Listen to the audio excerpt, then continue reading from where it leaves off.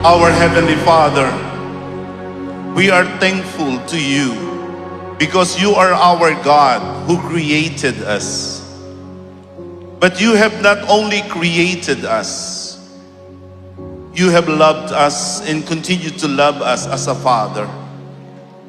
We are no longer orphans, we are no longer alone, for you are our Father, and you want us to be your children. I pray, O God, that you will do your work in this place at this hour. Change us, transform us, save us. Ikaw ang Diyos na nakababatid ng aming mga nasa puso. Alam mo ang aming mga pinagdaraanan.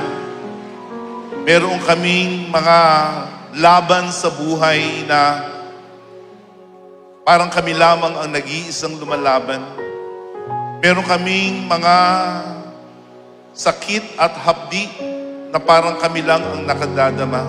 Subalit alam namin na sa hapon na ito ay hindi kami nag-iisa, ikaw ay kasama namin.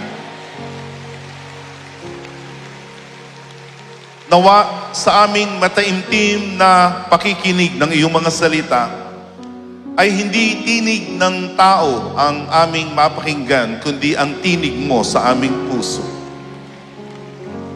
At habang ang mga salita mo ay ipinapahayag, magpagaling ka ng mga may karamdaman at gumawa ka ng mga himala. At higit sa lahat, ikaw ang magligtas sa hapon na ito. Ito ang aming mataimtim na dalangin sa makapangyarihang pangalan ni Jesus na siyang aming tanging tagapagligtas at Panginoon. Amen. My message this afternoon is taken from the book of Colossians in chapter 3, verses 1 to 4. In Colossians chapter 3, verses 1 to 4, since then you have been raised with Christ. Set your hearts on things above, where Christ is, seated at the right hand of God. Set your minds on things above. Set your minds. Set your minds on things above, not on earthly things. For you died. Your life is now hidden with Christ in God. When Christ, who is your life, appears, you also will appear with Him in glory. Set your minds on things above. Seek the things of God. Since you have been raised with Christ, since you have died with Christ. That's what the Word of God says. And this message is entitled, Your Mind Healed and Made Whole in Christ. Your mind healed and you are made whole in Christ. Ang mga salita na ito ay hindi payo ng isang doktor. Hindi ito payo ng isang therapist. Hindi ito opinyon ng isang kaibigan. Ito'y salita ng Diyos. These are the words of God. These are not mere advice of a therapist or a doctor or an opinion of a friend. These are the very words of God. And this is actually an altar, a call to arms. This is a call to arms. Ito ay panawagan ng Diyos na tayo ay magsandata, na tayo ay magsakbat, na ating maarmahan ang ating sarili. Set your minds on things above, not on earthly things. This is God's way to keep our minds healthy. This is God's strategy in order to preserve our minds. The reason being is because the mind right now is a battleground.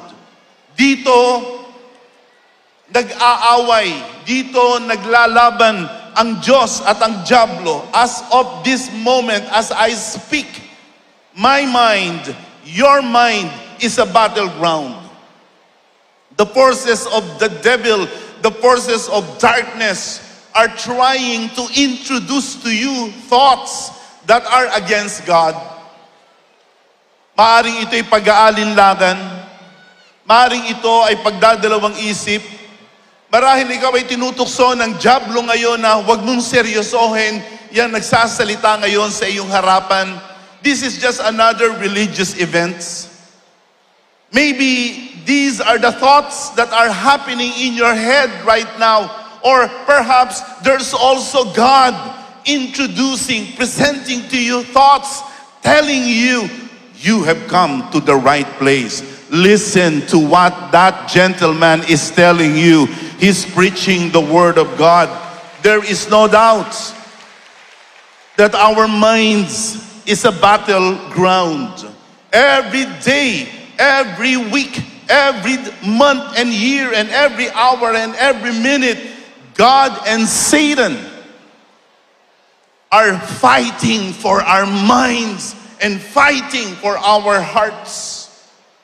In the book of Romans, in chapter 8, verses 6 and 7, this is what the Word of God says: the mind governed by the flesh is death, but the mind governed by the Spirit is life and peace. The mind governed by the flesh is hostile to God. Ayaw sa Diyos. Kumakalaban sa Diyos. It does not submit to God's law, nor it can do so. In the next verse, it says there, those who are in the realm of the flesh cannot please God. Ito ang larawan ng digmaan ngayon sa ating isip. Ayaw magpatalo ang isip ng Diyos sa isip ng diablo, at ang isip ng diablo, ang isip ng sanglibutan ay ayaw magpasakop sa Diyos. And this is what I want you to know, that before you can receive the favor of God, the blessing of God, to have a healthy mind, to have a whole new being, you must understand what Satan is doing right now. Ang diablo ngayon ay may ginagawa.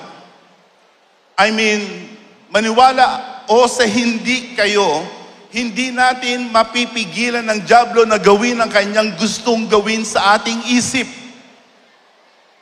And I'm gonna present to you this afternoon 3 major attacks of Satan against our mind. Satan attacks our mind in 3 major ways. Number 1, he sickens our mind. He sickens our minds. Ang diablo ang nagdadala ng sakit, pagkasira ng ating isip. Ang ating isip hiwalay sa Diyos ay mahina. Ang ating isip hiwalay sa Diyos ay walang kapangyarihan para daigin ang gawa ng diablo. At ito ngayon ang ating nakikita sa ating panahon, sa ating henerasyon. Survey after survey, it shows that the mental health is one of the most serious diseases facing the Philippines today, if not the world. This is our clear and present crisis in the Philippines. Our mental health. Consider in the Philippines alone, over 12 million Filipinos are suffering from various mental diseases and disorders. Most common among Filipinos is depression, anxiety attack, schizophrenia. Ito ang mga karaniwang sakit sa isip ng mga Pilipino ngayon. 12 million of us are struggling and suffering from some form of mental illness. And the number is growing every year. Every year, the number of Filipinos who are suffering from depression, anxiety, and hosts of other mental disorders is increasing by 2%. Sa katunayan, ang mental illness is the third most common disability in the Philippines. The first one is heart problems, stroke. The third one is mental illness. The third most common disability in the Philippines. Kung ating kukumpara ang Pilipinas sa mga bansa sa Western Pacific countries, ang ating bansa ay nagrarank ng pangatlo. Pangatlo tayo sa mga bansa na nakapaligid sa atin na mayroong pinakamataas na mental disabilities. And our youth, our high school and college students are the most vulnerable to this scourge of mental sickness and disorders. Ang mga kabataan natin ang nakakaranas ng pinakamalalang mga karamdaman sa mental health. Department of Health, DOH, says that 1 in 5 youth, because of their inability to cope, to manage their mental illness, 1 in every 5, they consider suicide. They have attempted suicide. And the number of young people committing self-harm in various ways, either they commit suicide or they cut themselves and they drink poison, the number is increasing. Hindi lamang sa Pilipinas, maraming tao ang may sakit sa isip, kundi sa buong mundo. According to World Health Organization, listen, 1 billion people are suffering from mental disorder. 1 billion people. And that's a lot of people suffering from that kind of sickness. And because of that, relationships fall apart. Because of that, productivity in a country is also suffering. The quality of life is compromised. Sa hapon na ito, marahil ikaw ay isang kabataan, o ikaw ay isang ina ng tahanan, o isang tatay, marahil ikaw ay nakikipagbaka sa mental illness. Ikaw ay nakikipagbaka na pribado at ikaw lamang sa anxiety, sa depression, and other mental disorders. I want you to know that help can be found in Christ Jesus. You can be helped. You can be healed. And whoever is behind our mental sickness is definitely Satan. Ngayon, maaari mong sabihin, Evangelist Jonathan, sinasabi mo ba na ang dahilan ng aking mental illness ay demonic? Sinasabi mo ba na ang dahilan ng aking depression, anxiety ay satanic? What I'm saying is this: nung tayo ay nilikha ng Diyos, hindi niya tayo nilikha na may sakit. Tayo ay nilikha ng Diyos na malakas, matiwasay, mabuti, buo, ganap tayo, kumpleto tayo. Subalit nung tayo ay nagkasala, tayo ay nagkasakit, tayo ay namatay, tayo ay nanghina, tayo ay nalayo sa Diyos. Yes, I will submit to you that behind every sickness is a spiritual, supernatural force of evil. But you do not need to suffer further from evil, because Jesus Christ has come and He wants to touch you. He wants to heal you. and He wants to raise you up.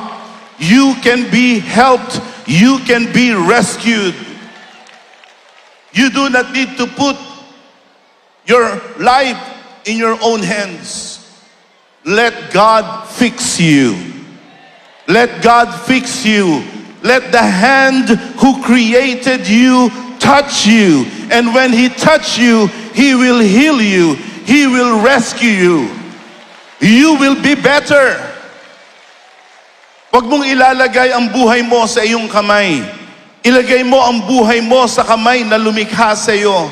Sapagkat ang Diyos na lumikha sa iyo, Kanya kang minamahal, Kanya-kanyang iniibig. Ipinadala niya ang Kanyang tanging nag-iisang anak upang tayo ay mapagaling sa ating mga karamdaman.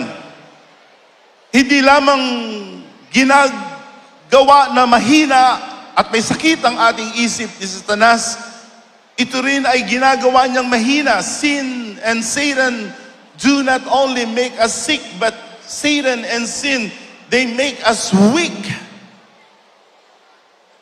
Ginagawa tayong mahina ni Satanas. Yan ay naranasan ni Pablo, isang apostol na sumulat sa Biblia. Pakinggan ninyo ang patotoo ni Apostle Pablo. This was the confession of the Apostle Paul in the book of Romans chapter 7 verse 23 to verse 24. I see another law or another force at work in me, waging war against the law of my mind. Remember what I told you a while ago? That the mind right here, ladies and gentlemen, look at me. This mind of ours is a battleground. This is an arena. God and Satan are fighting over our minds as I speak. The Apostle Paul confessed that. He said, I see another law at work in me, waging war against the law of my mind, making me a prisoner of the law of sin at work within me. That's what sin does. Sin will imprison you.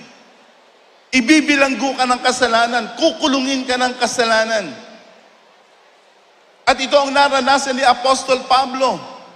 Siya'y matalino, siya'y relihiyoso, and he was also powerful because he was a politician of some sort. He was a member of the elite party called the Pharisees. He was a Pharisee. He was an educated person. He was well cultured. But when he is alone in his room, he feels the anguish of the spiritual imprisonment. And he couldn't find any help. He said, wretched man I am. Saab ako. Do you feel that way? When you are alone, do you feel wretched? Do you feel dirty? You feel like you are not living a life of meaning and purpose. Nadadamo mo na parang binigo mo ang iyong sarili, binigo mo ang iyong sangbahayan. You feel like Paul. You feel like you are a wretched man. You're good for nothing. That's why you might as well commit suicide. That kind of idea is something that you contemplate. But I want you to know that you need not to suffer from your internal wretchedness. God can change you. He can transform you. He can give you a better life. He can give you a whole new mind and a whole new being. But you need to turn to Jesus. This afternoon, you need to surrender your hurts. You need to surrender your pain to Jesus. Isuko mo sa Panginoon sa hapong ito. Sabihin mo sa Panginoon, I'm sick and tired of being sick and tired.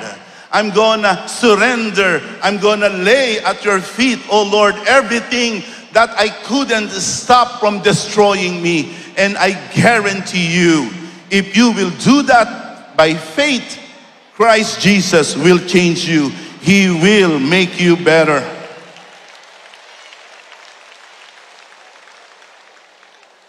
Number two, Satan doesn't only make us sick. Satan also tempts our minds. He tempts us. Tinutukso tayo ni Satanas. Si Satanas ang manunukso. Si Satanas ang manunukso. Yan ang pangunahing gawain ni Satanas. Siya ang manunukso. Sa katunayan ng banal na kasulatan, ang nagsasabi na siya'y manunukso. At ito ang napakaganda sa banal na kasulatan. Kanyang tinutukoy kung sino talaga ang ating kaaway.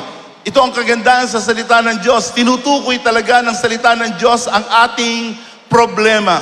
Because only when you know the problem, you can have the right solution. Only when you know your enemy, you can be able to defeat them. And the Bible make no qualms as to who is our enemy. Ang ating kaaway ay ang dyablo. Siya ang manunukso. At ang dyablo ay laging nanunukso. Huwag kayong titingin sa inyong katabi. Pag sinabi kong manunukso, it is not the one seated next to you, behind you, in front of you, somewhere here, who is the tempter. Satan is the tempter. He is the tempter. At kung meron siyang ipinapangtukso sa atin na alam niya ay hindi natin matanggihan o hirap na hirap nating tanggihan, walang iba kundi ang kanyang tukso na magkaroon tayo ng kapangyarihan. Noong ako'y bata-bata pa, kung di ako nagkakamali, may awit noon na ang pamagat ay tukso, layuan mo ako. Kahit anong awit mo, kahit anong awit mo, tukso, layuan mo ako, ay hindi lalayo ang tukso sa iyo. Sapagkat yan ang trabaho ng dyablo na tayo ay tuksuhin. At kung meron siyang laging itinutukso sa atin, walang iba kundi ang kapangyarihan. Power. Oh, that is really what Satan knows as something that is so irresistible to us. We want power. Lahat gusto ng kapangyarihan. Sa mag-asawa, hindi may iwasan sa mag-asawa ang magbangayan. Sapagkat sila ay nagkakaroon ng tinatawag na power struggle. The wife wants to control the family, and the husband would not budge. The husband wants to control the family. We want power over our lives, over our circumstances. Gusto natin tayo ay mas makapangyarihan laban sa mga nangyayari sa ating buhay. Gusto nating makontrol ang takbo ng ating buhay. Subalit dahilan sa tayo ay mahirap at mahina, we become powerless.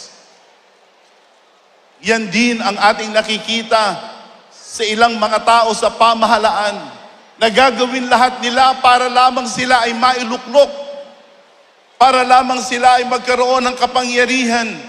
At kapag ka sila'y nasa kapangyarihan na, ay gusto nila na yung kapangyarihan ay ilipat lamang sa kanilang mga kasambahay at sa kanilang mga sangbahayan. Satan understands that power is the most attractive to us. Sinasabi that power is aphrodisiac, na ang kapangyarihan ay kaakit-akit. Ito ang dahilan bakit gusto natin ng mas maraming pera, sapagkat sa ating pakahulugan, pag may rami kang pera, may kapangyarihan ka. Gusto natin ang katanyagan sapagkat ating ipinagpapalagay na kung tayo ay kilala, ay meron tayong kapangyarihan. Ito ang dahilan kung bakit gusto nating lumakas na pisikal, sapagkat alam natin na kung tayo ay malakas na pisikal, tayo ay may kapangyarihan. But I want you to know that if you are in sin, kung ikaw ay nabubuhay sa kasalanan, listen and look at me. If you are living in sin, the Bible says, you are powerless. Powerless. We are helpless. The book of Romans chapter 5 in verse 6, while we were powerless. While we were powerless. Yan ang ginagawa ng kasalanan. Walang pakialam ang dyablo. Walang pakialam si Satanas kung ikaw ay edukado, kung ikaw ay marunong, kung ikaw ay gwapo o maganda, ikaw ay mayaman, kisikat, kilala. Satan doesn't really care. He could care less with regards to your social rank or status. If you are in sin, you are weak. And the whole world is weak. We couldn't stop ourselves from doing what's wrong. Hindi natin mapigil ang ating sarili na gawin yung mali. Maraming mga tao ang nasa kulungan ngayon, sila'y may pagsisisi. Kanilang sinasabi, hindi ko naman gustong gawin yon. I do not mean to kill her, to kill him. I do not mean to steal. Lahat sila ay ayaw yung kanilang ginawang krimen na nagdala sa kanila sa bilangguan. Pero sila'y nasa bilangguan, marami sa kanila is guilty as hell because of the crimes that they have committed. We are weak, and Satan is always trying to make us tempt with power. Kahit mga kapatid, ang dyablo, yan ang pinangtukso niya sa Panginoong Jesus. Imagine Satan having the audacity to tempt Jesus.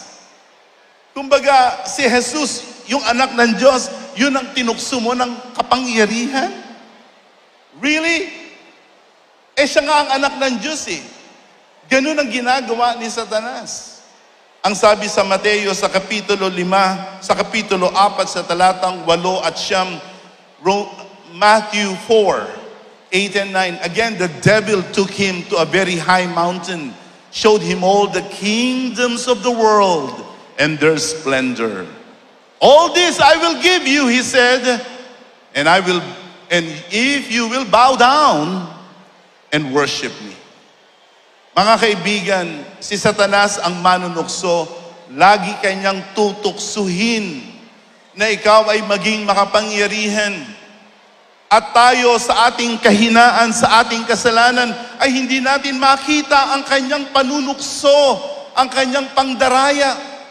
Maraming mga tao ang nahuhulog sa scam dito sa tinatawag na get rich quick scheme. Kahit ang mga mayroong college degree, kahit ang mga negosyante, nahuhulog sila dito sa patibong na ikaw ay maaring biglang yumaman na halos wala kang ginagawa. Get rich quick scheme. Because people want power. You want power from this world. You want power from money. You want power from political connections. You want power from being famous. But I want you to know, no matter how powerful you become here on earth, without God, you are powerless. Mahina ang tao. At ito ang ginagawa ngayon ng tao. Dinadaya siya ng kaaway. Akala niya na kung siya'y marunong na, hindi niya na kailangan ng Diyos. Tinutukso tayo ni Satanas, dinadaya tayo ni Satanas kung tayo ay marunong na, makapangyarihan na, marami ng pera, hindi na natin kailangan ng Diyos. Sinasabi na habang ang isang tao ay tumataas ang kanyang edukasyon, siya ay nagiging less religious. Yan ang survey na sinasabi, yan ang pinapakita. Are you listening? Na the more a person gets education, the more he becomes less religious. Siya ay nagiging ateista, siya ay nagiging agnostiko, lalo na ang mga merong mga pinag-aralan. Kung umasta ang iba sa kanila, ay parang hindi na nila kailangan ng Diyos. lalo na ang mga nasa tinatawag na scientific community, those who believe in science. They act, they behave like they do not need God. Sa katunayan, merong teknolohiya ngayon na alam na natin sapagkat ito ay ating ginagamit araw-araw. Ito ang tinatawag na artificial intelligence or AI. Hindi nyo ba alam na ang AI ay nagpasimula sapagkat merong iilang mga tao ang gustong malaman nila kung papaano ang utak ng tao ay gumagana at papaano maililipat ang utak ng tao sa isang tinatawag na machine. And eventually, they realize that they can create a technology that, quote-unquote, thinks for itself and adapts for himself. Hence, artificial intelligence or AI. AI right now is assisting us in our everyday lives. Kapag ka umorder ka ng food sa Food Panda, sa Grab, when you deposit money, pag ikaw ay magbayad ng iyong mga bills, pag ikaw ay mag-shopping ng iyong mga grocery, pag ikaw ay maglakbay, pretty much every part of our lives today is operated by AI. Sino sa inyo nakakaalam ng AI? Taas ng kamay. Sino rito hindi alam ang AI pero OA? You do not know what AI is, pero OA lang kayo. Actually, AI, there's a variant. There's a variant of AI. Ang tawag nila dito ay Artificial General Intelligence. Okay, listen carefully. This is going to be a little bit scary.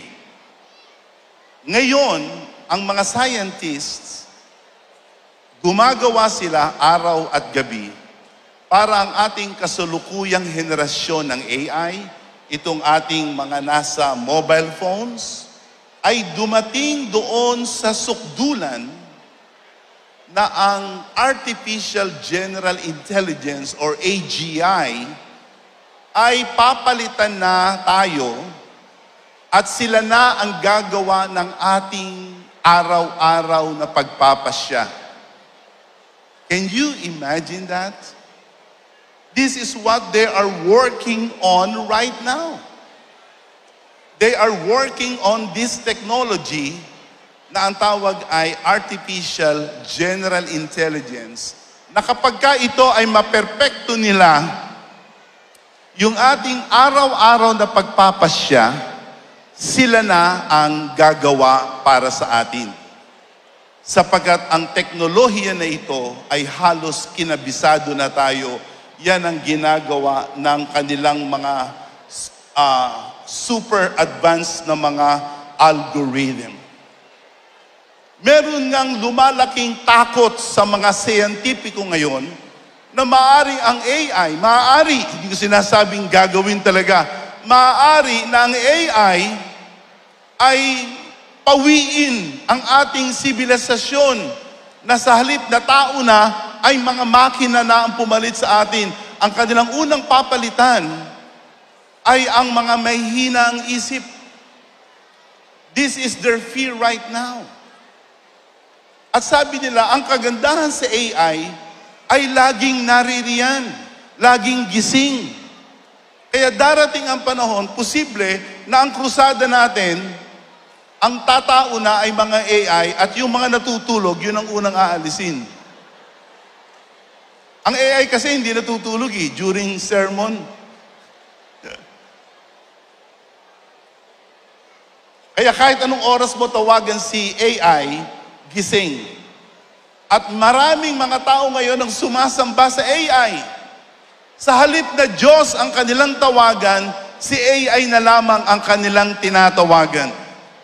Sa halip na manalangin, si AI na lang ang kanilang kinukonsulta. Maraming mga tao ngayon, walang kaibigan. Wala silang tao na kaibigan. Ang kanilang kaibigan ay si AI. But I want you to know that you do not need to make a God out of AI. Because AI, they do not have emotions. They do not care about you. They do not love you. You know who is the one who loves you? It is God and His Son, Jesus Christ. That's what AI cannot do for you. AI cannot save you from your sins. Only God and Jesus Christ can save you from your sins. Do you believe that? Only Jesus Christ has come down from heaven to earth to suffer and die for you. Yes, for you. When Jesus was at the cross, He was thinking of you. He cared for you so much that He offered His life for you. No technology can do that to you. We must understand that no matter how wise, intelligent, smart we are, we cannot come close to the intelligence of God. Ang Diyos pa rin ang pinakamarunong sa lahat. Ang Diyos pa rin ang ating dapat pagkatiwalaan. I have my cell phone here. I have my cell phone here. Inside this cell phone is an AI technology. But most of the time, I set aside this cell phone and I kneel and I pray and I talk to God. And God talks back to me. God speaks to me. Tonight, right here in this place, God is reaching out to you. Jesus Christ is reaching out to you. He wants to save you. He wants to rescue you and deliver you. Satan will tempt you. Huwag ka nang magrelihiyon. Huwag ka nang pumunta sa simbahan. Huwag ka nang makinig ng mabuti dyan kay Evangelist Jonathan sa krusada. Mag-AI ka na lang. At huwag mong gaanong bigyan ng pansin ang pananampalatayang relihiyon. That is why there are many college students in the Philippines that are atheists. And they are atheists for no reason.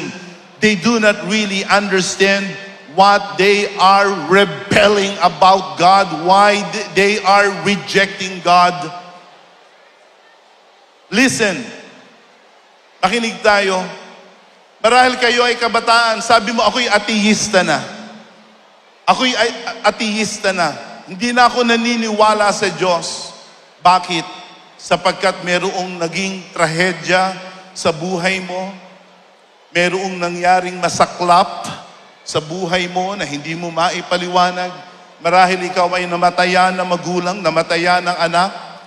Marahil may nangyaring kaaba-aba sa buhay mo at tinatanong mo ngayon kung may Diyos na buhay, kung may Diyos na umiibig sa akin, bakit nangyari sa akin ito? I want you to know it is not the presence, the existence of God that is the problem. The problem is the existence of sin. It is sin that makes us sick. It is sin that ruins us. It is Satan that steals and kills and destroys us. And remember this, only God can defeat Satan. Only Jesus Christ can overcome Satan. And if you will follow sincerely, honestly, the evidences and the proofs about God, you will come to that wonderful conclusion that there is God indeed. Yan naman ang ginawa ng isang tao na kilalang kilala na ateista. Sa katunayan, siya ang lolo ng mga ateista. This man is considered to be the grandfather of atheism. His name is Antony Flew.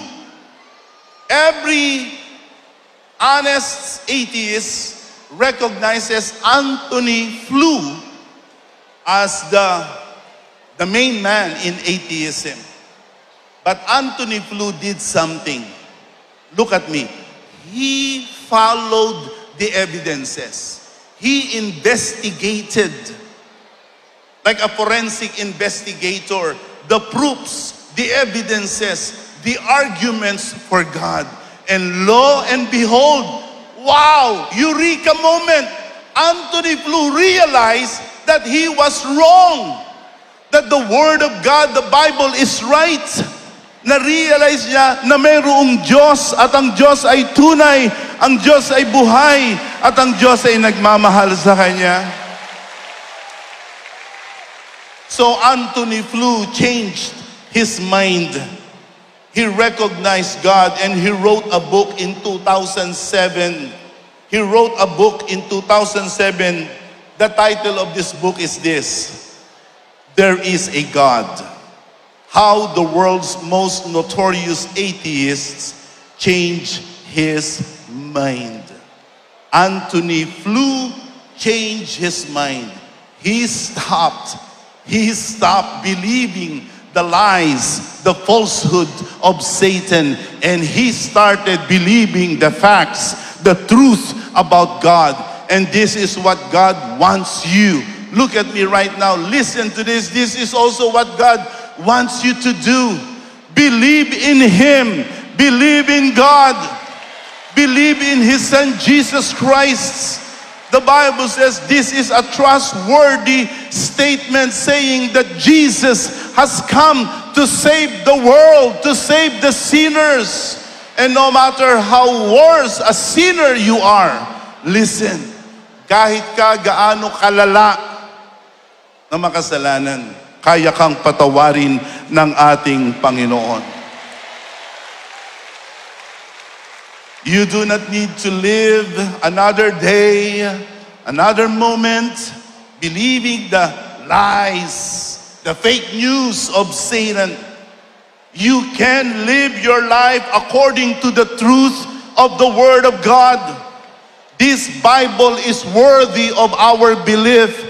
This Bible is worthy of our attention. We must read the Bible, meditate the Bible, and listen to the Bible preached by the true preachers of God. The Bible says in the book of Hebrews 11:6, without faith it is impossible to please God. Anyone who comes this afternoon, God wants you to come. He wants you to come. Ayaw ng Diyos na kayo ay umalis. Ayaw ng Diyos na kayo ay lumayo. Gusto ng Diyos lumapit kayo. This is always the invitation, ladies and gentlemen, of God to us humanity. Jesus Christ said, come, come, all of you who are weary and burdened, and I will give you rest. Satan will not give you rest. Satan will torment you. Satan will distress you. Satan will tempt you. He will make you sick, but only Jesus Christ can save you. He can heal you, and He can deliver you. Come. Ang kasulatan, He must believe He exists. He rewards those who earnestly seek Him. Isn't that great? Isn't that awesome? That if you will believe, He will reward you. There is a reward waiting for you tonight, right here in this place. Receive it. Come forward. Receive Jesus as Lord and Savior. And finally, Satan deceives our minds. Satan is the father of lies. John 8:44. Ang sabi ng Panginoong Jesus, kayo ay sa inyong amang ang diablo. You belong to your father, the devil. That's what the Bible says in English. You belong to your father, the devil. You want to carry out your father's desires. He was a murderer from the beginning, not holding to the truth, for there is no truth in him. When he lies, he speaks his native language.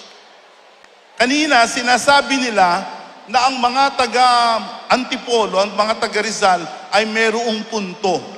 Hindi ko alam kung ano ang punto ng mga taga Rizal. Alam ko ang mga Bulakenyo may punto. Ang mga taga Marikina may punto. Ang pinakamagandang punto ay mga Kapampangan. Naniniwala ba kayo doon? O ang mga Ilonggo ang may pinakamagandang punto? Si Satanas, pag bumuka ang kanyang bibig at bunganga, huwag kang aasa ng katotohanan.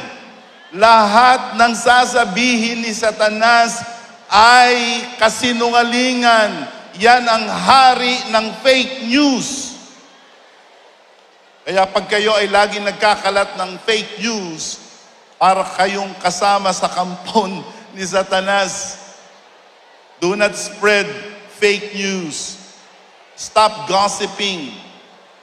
Stop spreading lies about others. We must live according to the truth. Satan is our father of lies. At darating ang panahon na mayroong isang tao, isang lalaki na lilitaw sa ating kasaysayan. Ang tawag sa kanya ay si Antikristo. At si Antikristo ay mandaraya. Siya ay lilitaw sa ating kapanahunan. Taglay niya ang sinasabi ng Biblia na kahanga-hangang kasinungalingan. O sa Ingles ay counterfeit miracles. Imagine, hindi lahat ng himala, hindi lahat ng kababalaghan at ang mga tanda na ating nakikita sa social media, sa ating barangay, sa ating lalawigan, sa ating syudad ay sa Diyos. Ang Diyos ay mahimala. Ang Diyos ay gumagawa ng mga di karaniwang gawa. Pero ang Diablo at ang kaaway ay kaya rin gumawa ng mga himala. Yun nga lang ang kanilang ginagawa ay mga counterfeit, mga hidwa na mga himala upang tayo ay papaniwalain na si Satanas ay makapangyarihan, na si Satanas ay Diyos. And that is the greatest lie. The greatest lie that Satan will make you believe that he is God. But remember this, Satan is no God. Satan doesn't care about us. He doesn't really love us. Lahat ng kanyang ipapangako sa inyo ay hindi niya gagawin at wala siyang maaaring ipangako sa atin. Ikaw ba'y nabubuhay sa matagal ng mga panahon, ang pinaniniwalaan mo ay ang kasinungalingan ni Satanas? Ikaw ba'y nabubuhay sa mahabang panahon na ng iyong tinatayuan at ang iyong pinanghahawakan ay ang mga maling paniwala patungkol sa Diyos? It's time for you to give up the lies of Satan. It's time for you to embrace the truth of God. Stop being deceived by Satan. Stop being victim of Satan's falsehood. You can find the truth, and this is the truth. God loves you, and He has sent His Son for you. Jesus is the Son of God. He is with God from the beginning, but He came down to our earth and He suffered for our sins. He took up our sins on the cross of Calvary. At ang kanyang dugo ay dumanak. Ang kanyang dugo ay umagos sa Kalbaryo sapagkat yun ang kabayaran ng ating mga kasalanan. Hindi dapat siya naghirap sapagkat siya'y walang kasalanan. Tayo'y makasalanan. Subalit sa halip na tayo ang maghirap, ang Panginoong Hesus na ang naghirap para sa atin. Kanyang dinala ang ating mga kasalanan sa krus at siya'y namatay para sa atin. Instead of you suffering in hell for eternity, Jesus Christ took upon Himself the punishment that is intended, that is meant for you. In a manner of speaking, He took the bullet for us. Yan ang trabaho ng mga security guards or ng mga security detail. Handa silang magpain ng buhay nila sa kanilang pinoprotektahan. Listen, Jesus Christ took a bullet for you. He took that punishment. He bore our sins at the cross. And He died. That's why at the cross, look at me, He was thinking of you. And He is forgiving you of your sins. And more than that, Jesus, He died and then He rose again from death. And because of that, we now have salvation. Finally, in closing, maaari mong itanong, Evangelist Jonathan, paano ko ma-preserve? Paano ko makakamit? How can I achieve a mind that is healed? Paano ko mapapagaling ang aking isip? Paano ko matatakasan ang pagkasira ng aking kapayapaan?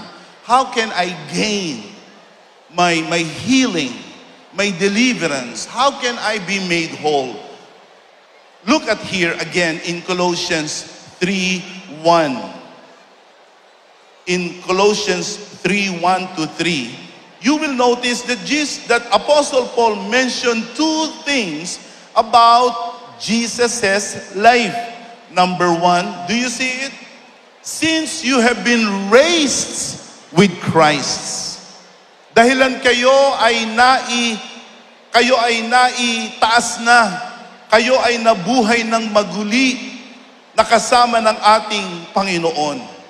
The raising of Christ refers to His resurrection. Now, look at here. Verse 3. Do you see it? It says there, for you died. Your life is now hidden with Christ in God. Look at me, ladies and gentlemen. These are the two chapters in the life of Jesus that if you will believe it, you will be made whole. You will be healed, saved, and delivered. What is that? The death and the resurrection of Jesus. Ito ang Ebanghelyo. This is the gospel, or also known as the good news. Jesus Christ came and He died and He rose again from death. In the book of 1 Corinthians 15. 1 Corinthians 15 in verse 3 and 4. This is really what forms the gospel or the good news of our Lord Jesus Christ. For what I receive, I pass on to you as of first importance. Christ, do you see it? Christ died for our sins. Do you believe? Sumasampalataya? Naniniwala ka ba na si Jesus ay namatay hindi para sa kanyang kasalanan, kundi para sa iyong kasalanan? Number 4, in verse 4, it says, He was buried, He was raised on the third day, according to the scriptures. This is what the gospel is all about. And the gospel, listen, it is the power of God to save you.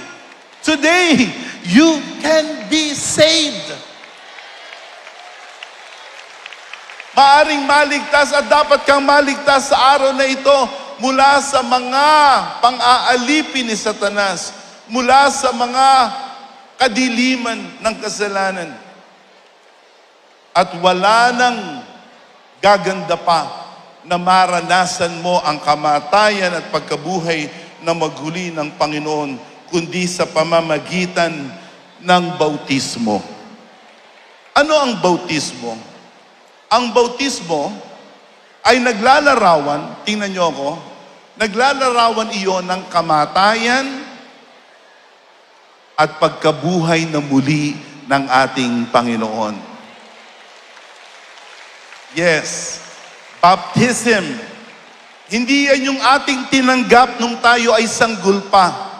Yung tinanggap natin nung sanggol pa, yon ay wisik. Yon ay buhos, rantizo. Sa Latin, yun ay wisik, yun ay buhos. Meron ba sa inyo sanggol, inulubog sa tubig? Hindi, kayo ay winisikan, kayo ay binuhusan. Ang bautismo ay ilulubog ka sa tubig sa sandali lamang. Okay, matatakot?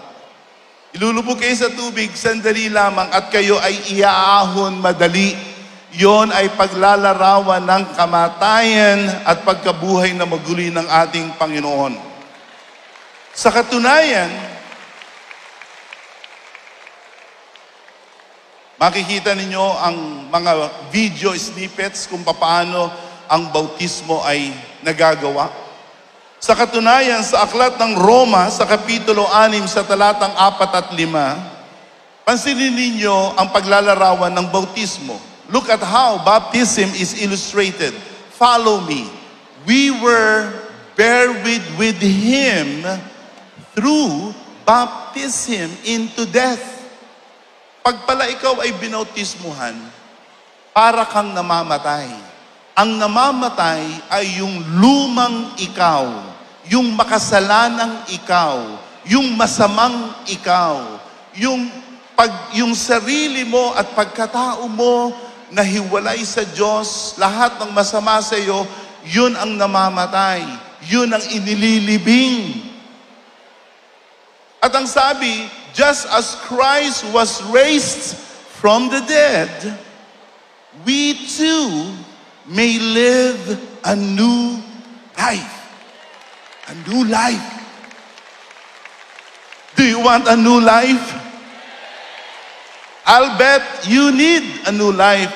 You could use some new life. Kailangan mo ng bagong buhay.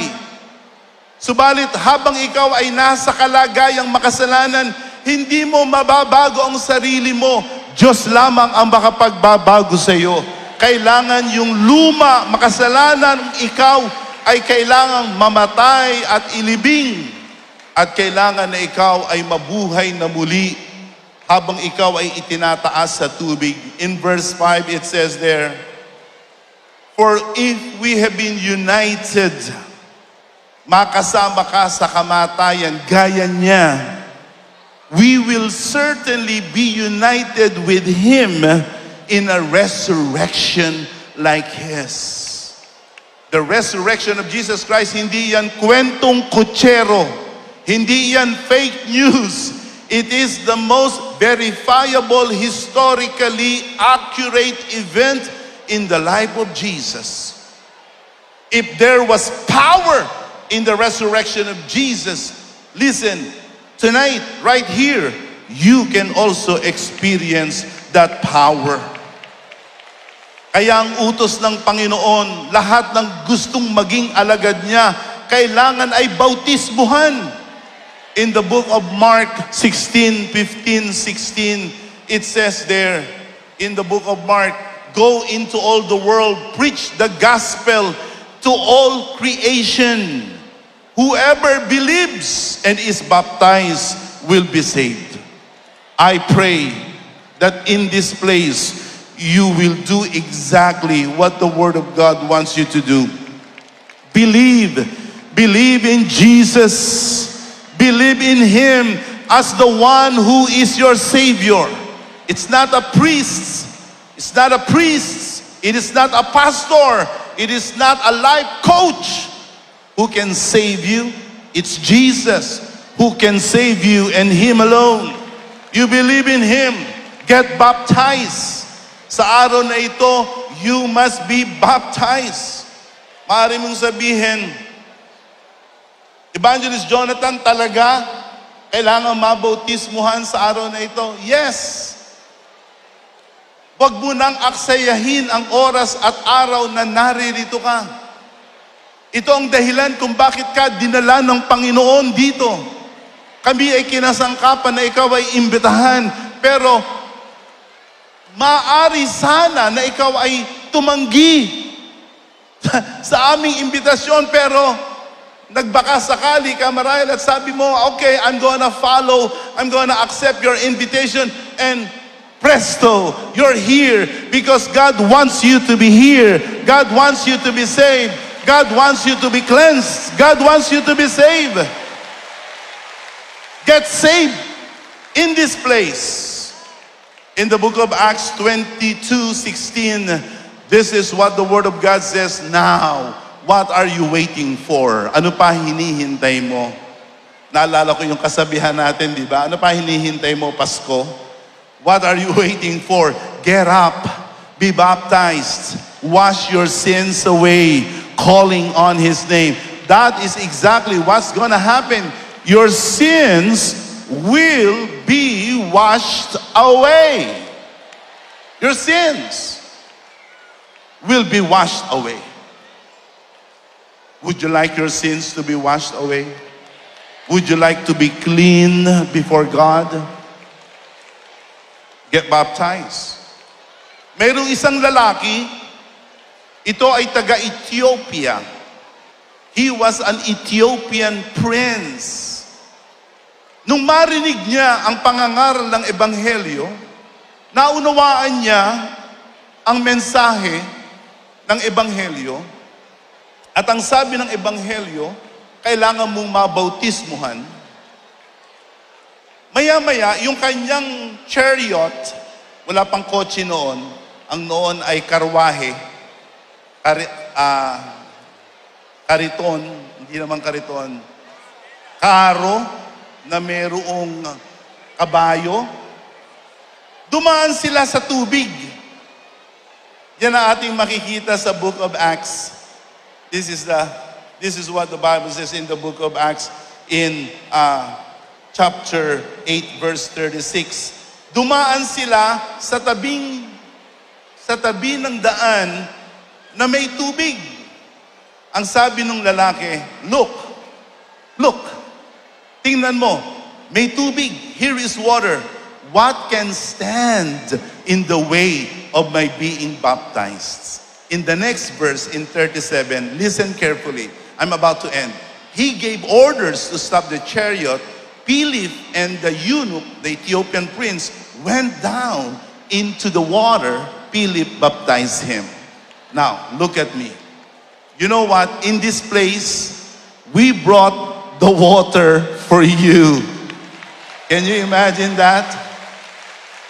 Behind this building is what we call a baptistry. You can actually see how it looks like, and later on, kayong babautismuhan, you will see how it's being done. It is so fast, it is so quick. Before you know it, you're done. You have accomplished the will of God in your life. Now, ayoko na kayo ay magpabautismo sapagkat sinabi ko lang.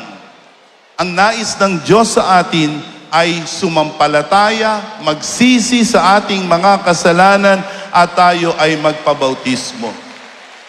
Huwag kayong magpapabautismo sapagkat sinabi ko.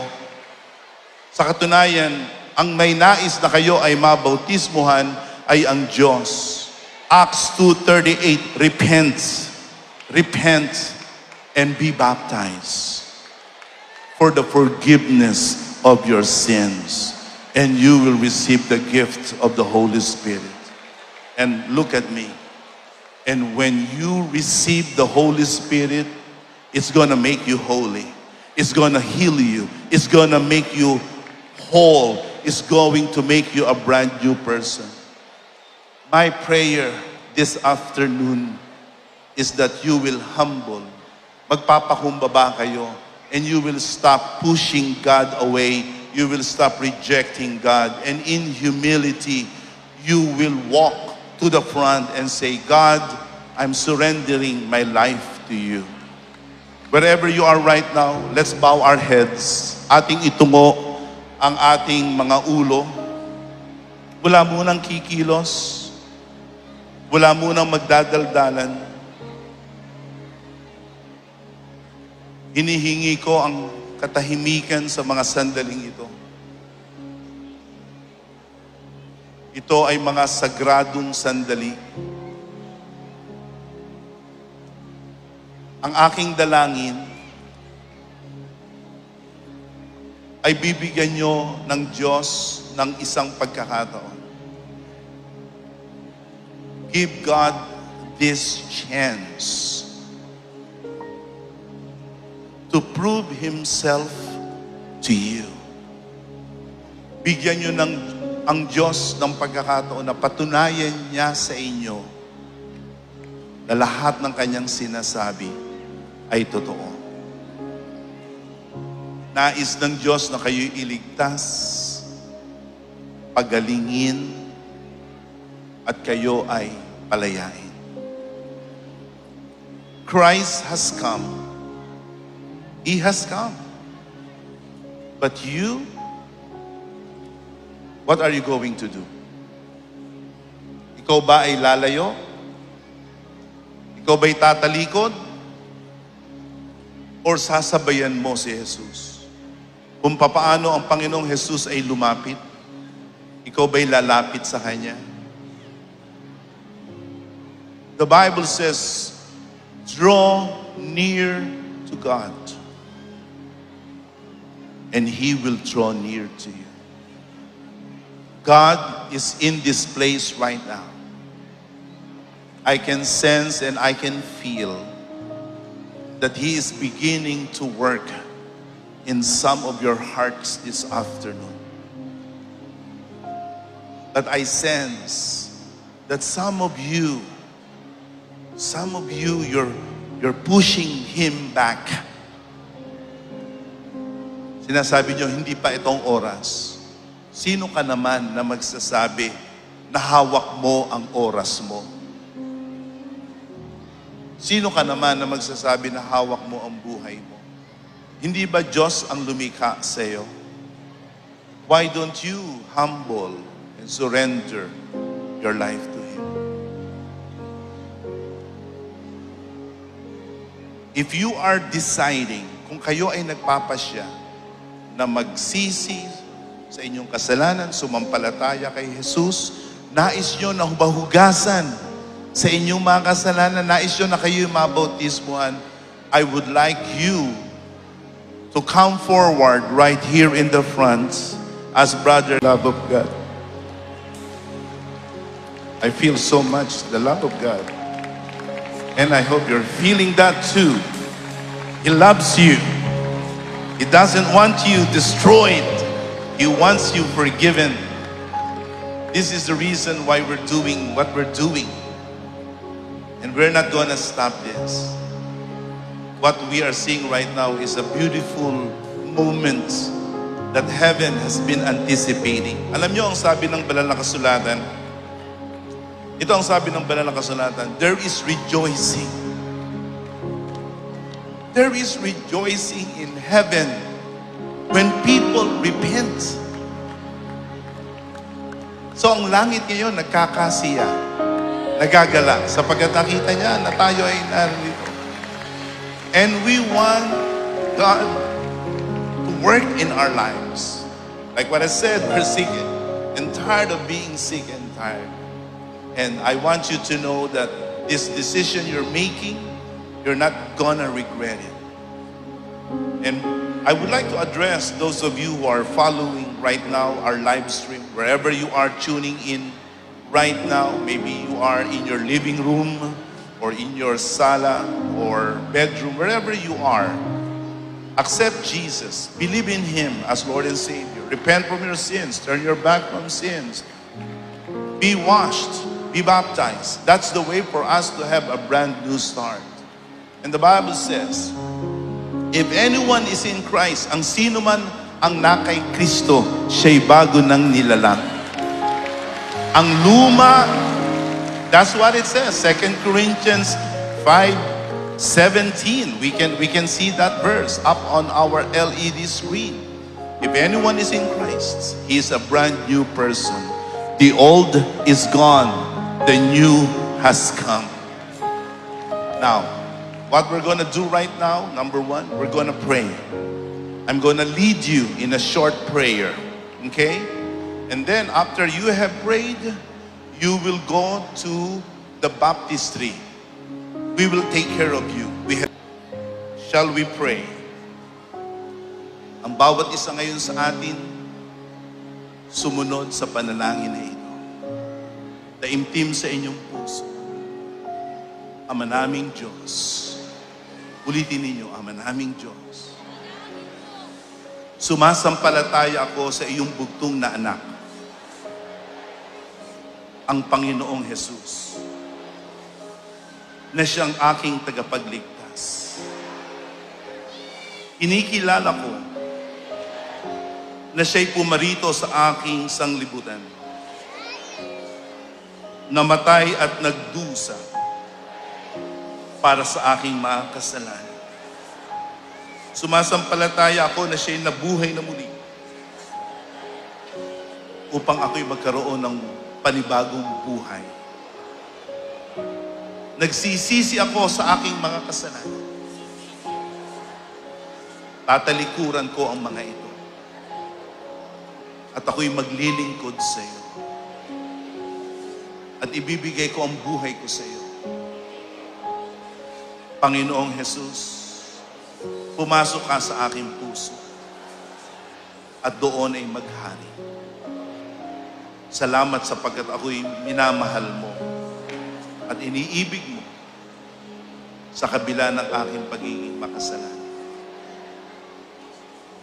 Ito ang aking dalangin sa makapangyarihang pangalan ni Jesus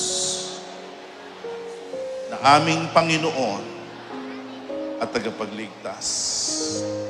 Amen. Amen. Praise the name of the Lord. To God be the glory. Praise God. So now, what you need to do is be baptized. We can accommodate all of you. Maging matyaga lang kayo.